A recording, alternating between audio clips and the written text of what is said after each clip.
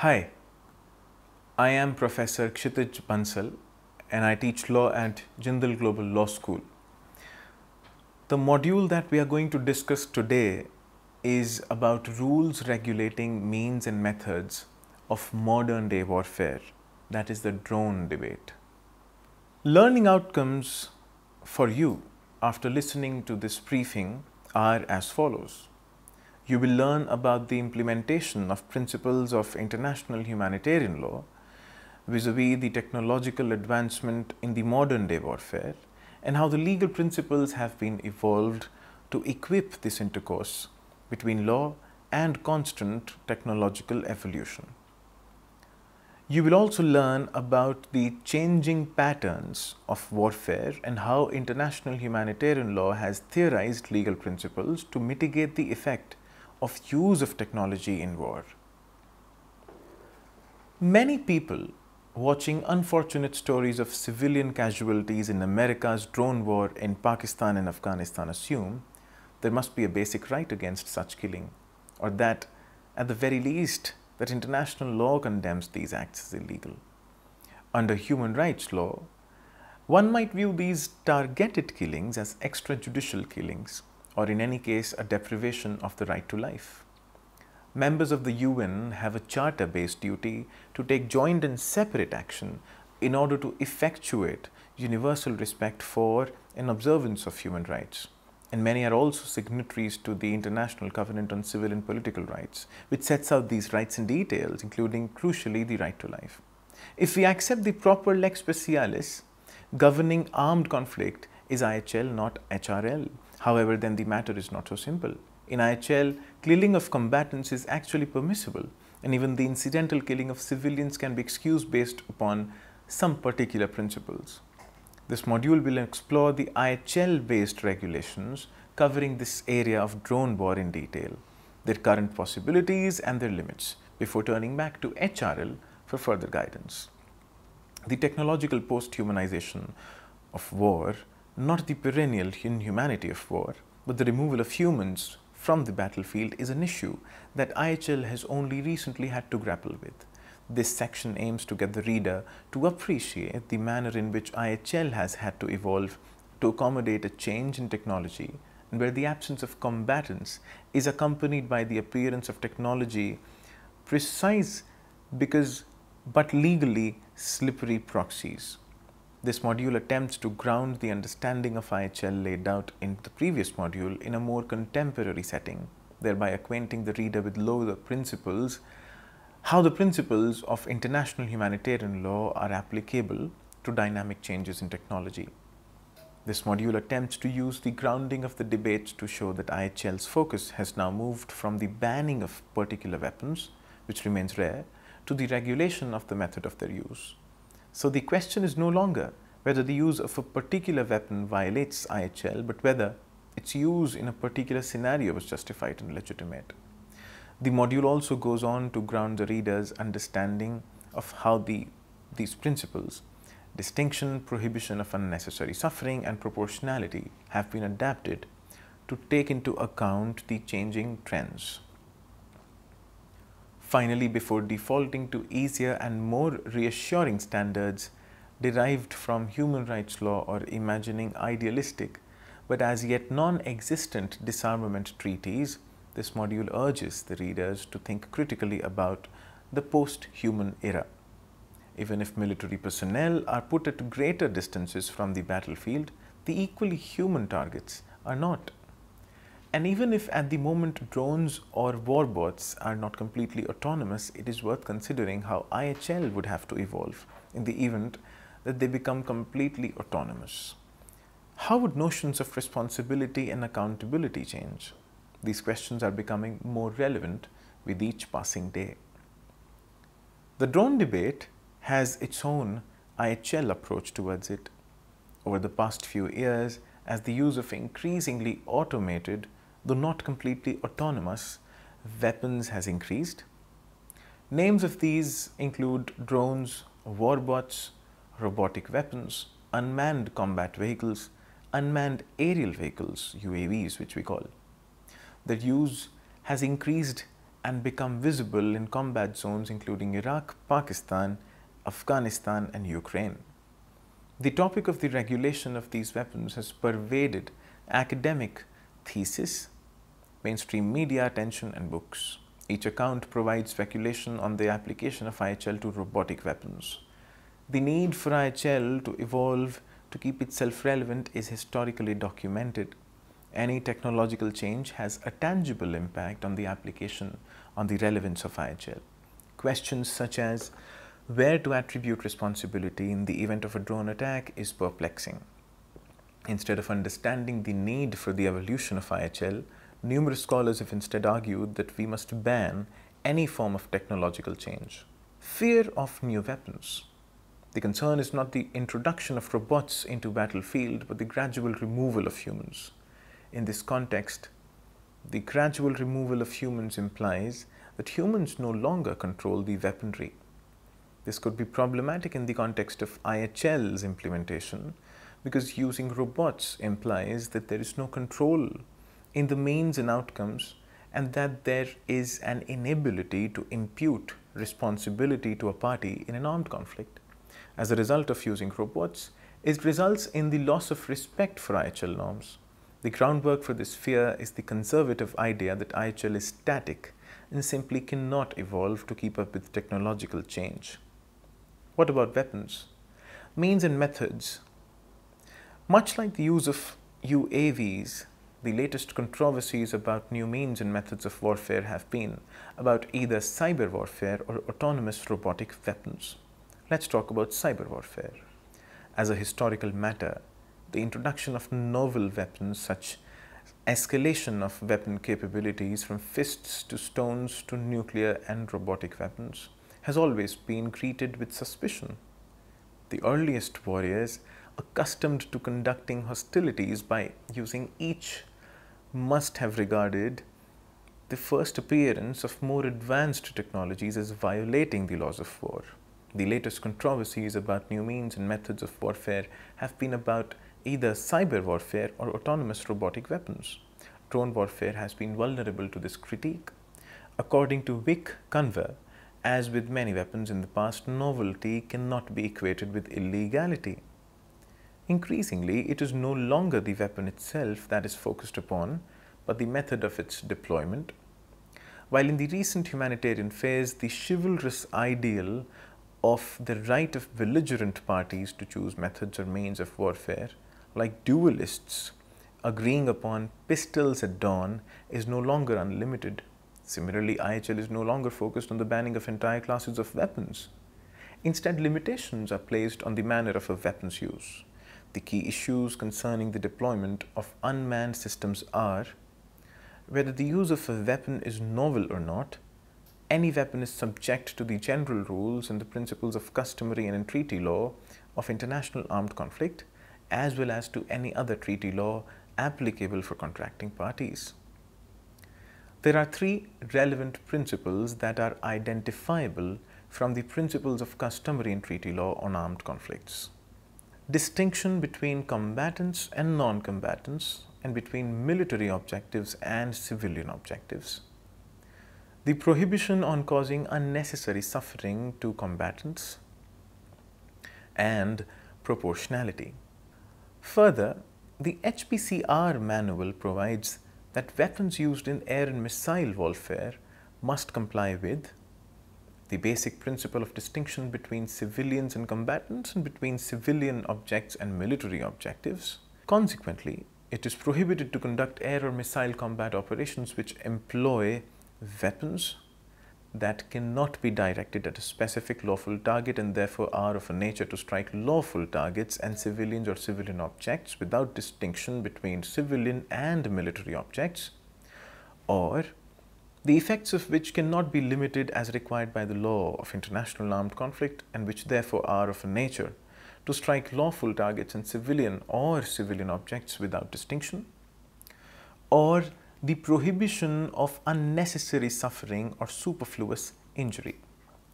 Consequently, it is prohibited to conduct air or missile combat operations which employ weapons that are calculated or are of a nature to cause unnecessary suffering or superfluous injury to combatants.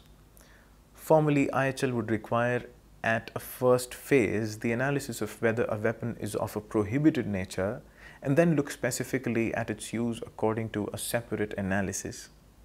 Article 36 of the Additional Protocol 1 to Geneva Convention, which advocates a preventive approach by requiring contracting parties to determine whether the study, development or acquisition of a new weapon would be contrary to the provisions of the Additional Protocol 1. There is no automatic prohibition on robotic weapons. One must first find instances where these weapons cannot be properly targeted or cause excessive injury to see how intrinsic these characteristics are to the technology itself. Indeed, is no automatic prohibition on robotic weapons. One must find instances in which their use would be indiscriminate, disproportional, or cause excessive injury, rather than focusing on whether certain characteristics are intrinsic to the weapons themselves. As the development of unmanned weapons accelerates, it may be time to reverse the order of conduct. Nature analysis once again. In the meantime, it is not IHL but treaty-based regimes that would ensure that their very use is put into question. The most reliable way to outlaw the use of specific weapons, or at least ensure their review, is for states to pursue a multilateral convention banning or stigmatizing weapons of that kind. Therefore, it is important for the reader to note that when IHL is imagined outside the static box of the fear thesis, it seems to accurately regulating a scenario where excessive force is used through a drone attack. Next would be about law, war, and the technological change. Automation of warfare does not yet mean complete autonomy of weapons. This distinction will be discussed in the detail later on, but rather it focuses on at least some life and death decisions that are made by that warfare technology on the battlefield without direct input from humans. What is referred to as autonomy is not artificial intelligence capable of supplanting human responsibility. Instead, it is an increase in time and distance between human actions and the results. In particular, there is an assumption that agency or responsibility should be distributed as though robots are combatants rather than weapons. Singer sometimes confuses the matter by taking an overly anthropomorphic view of autonomy, treating warbots as the most irregular form of combatants. Rather than being artificial persons, such as states or corporations, they more clearly belong to the category of weapons whose use is considered an extension of human action as means and methods of combat. Technology has already distanced soldiers spatially and temporally from the killing they cause, increasing asymmetrical safety between belligerents. Given the speed of technological change, anticipating the advent of autonomous weapons might not be a bad idea, and interventions might be sought in the engineering of norms as well as technology. The greatest obstacles to automated weapons on the battlefield are likely to be legal and ethical concerns. Forward-thinking scholars have taken up the challenges resulting from the interplay of law and technology in this instance. Both rules and weapons can be retooled to accommodate each other. The continuing possibilities of human rights law. We have noted in the previous modules the dangers of muddling humanitarian law with human rights law or the law of self-defense. Indeed, the US has a parallel justification for the use of drones grounded not in IHL but in the law of self-defense. But perhaps the last hope to restore humanity in this debate is to look at the issue from the point of view of not weapons law, but the law of targeted killing, and therefore human rights law once again. For example, using an HRL approach, a recent Amnesty International report urges the US to conduct a thorough, impartial and independent investigation whether certain CIA personnel may be guilty of arbitrary and extrajudicial executions in violation of international law. The advantages of human rights law would lie in that it applies at all times and in all contexts, including during war.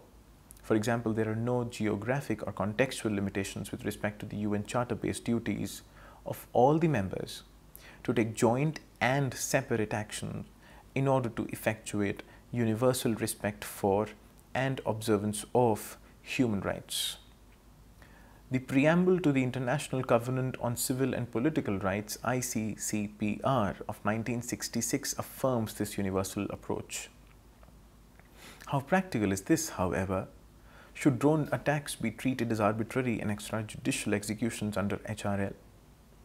It might also seem that because the current targeted killings are not in the context of a classing armed conflict, which leads to an even greater presumption that HRL might be the appropriate body of law here, but problems arise in this approach.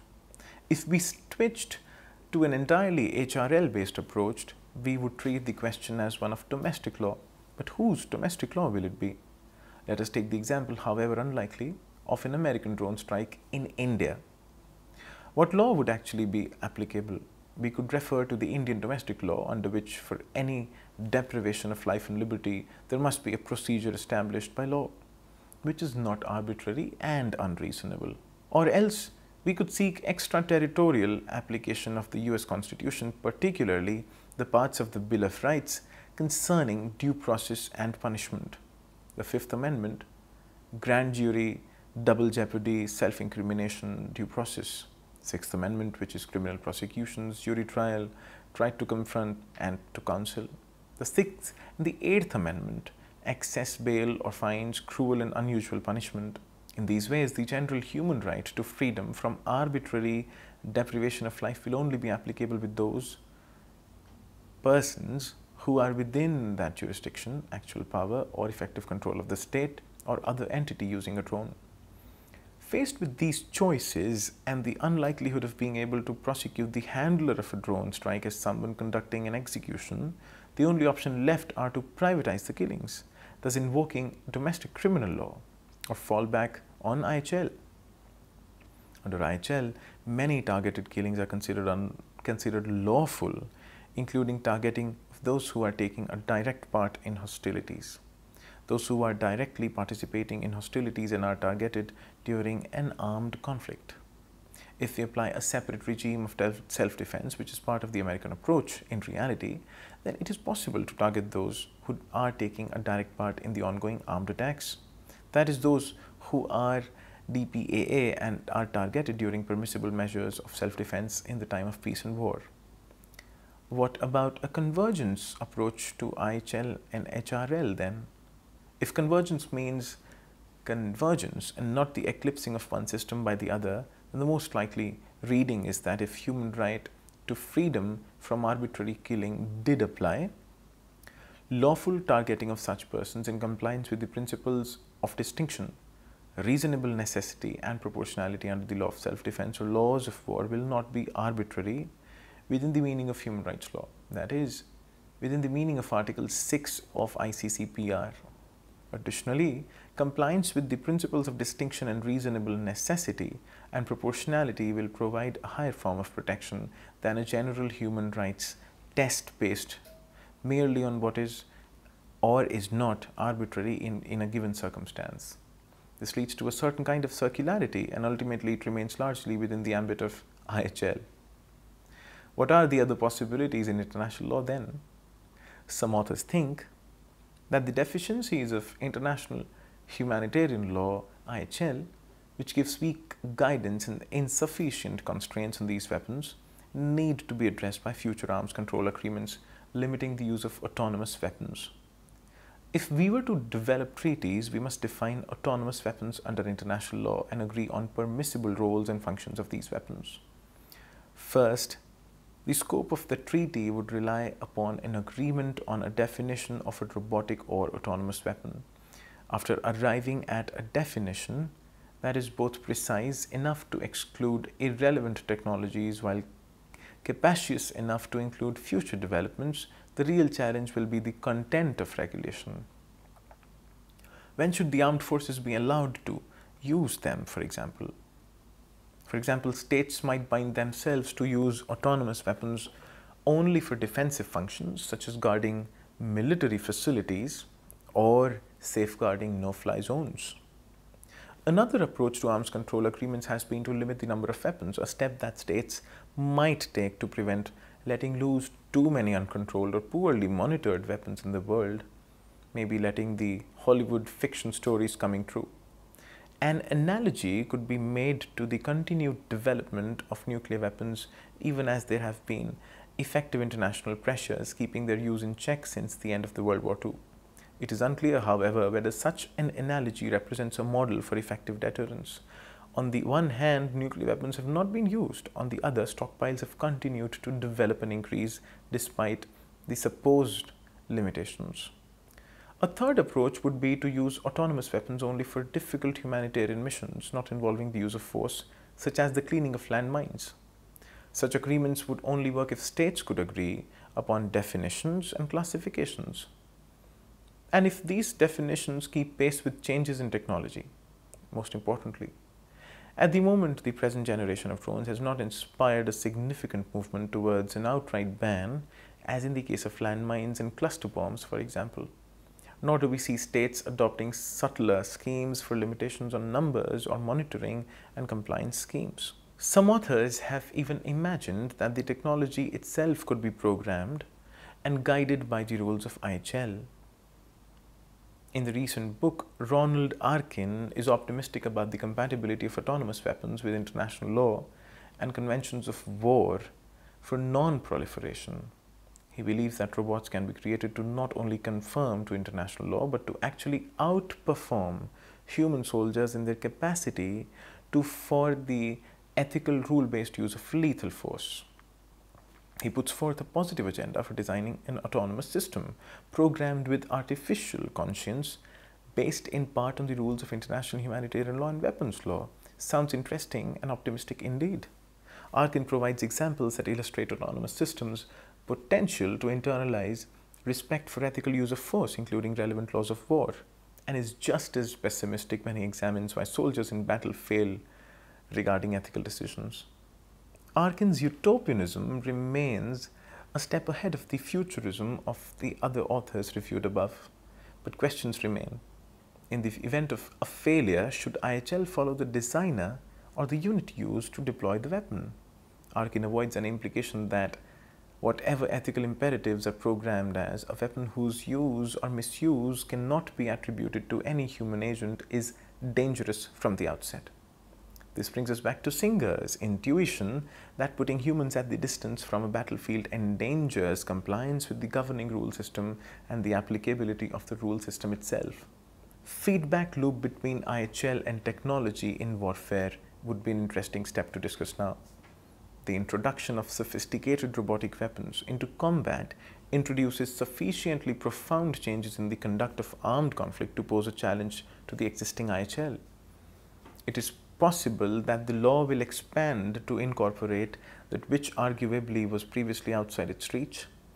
One suggestion would be to look beyond the weapon to find the human agent responsible. Here the question of applicability of IHL must be revisited at each instance. This includes the unlawful participation of civilians in hostilities. For instances in which human agency becomes so attenuated as to disappear from view, attribution must be identified under a complex variable in which deployment must be traced and programming stands in for command. This extension of law is already at work and may reach civilian computer technicians thousands of miles away from battlefield.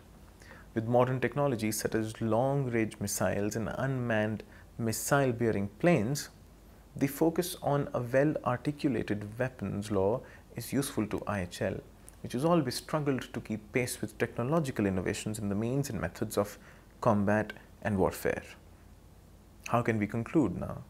Succinctly, we've learned about the novel strategies used to conduct warfare in the modern times and the resultant reactions from the global community assisting in restructuring of the legal principles which are conducive to equip the states to mitigate the use and impact of technological advancement. Further, citing major recent outbreaks, we learnt about the novel yet lethal modus operandi used in the name of technology that has most certainly made it difficult to pin the consequential responsibility. It is essential to begin with deliberations and modifications to the international legal framework which can assist a state or the international community as a whole to shield themselves against overarching use of autonomous warfare or cyber warfare, posing a big threat to the global security at all times. I hope this was interesting and useful. Thank you for listening.